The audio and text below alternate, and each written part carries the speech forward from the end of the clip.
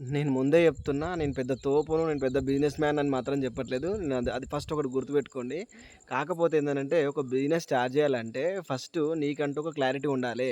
అది ఏ బిజినెస్ అయినా సరే ఫస్ట్ ఆ బిజినెస్ పైన ఒక పర్ఫెక్ట్ నాలెడ్జ్ ఉన్న తర్వాతనే నువ్వు ఫస్టు నేను చేయగలుగుతానా? నేను చేస్తానా? పక్కా అని ఒక క్లారిటీ వచ్చిన తర్వాత ఎవ్వడేం చెప్పినా ఇనకు.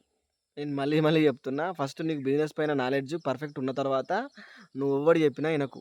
నువ్వెవ్వడు చెప్పినా అసలు పట్టించుకోకు.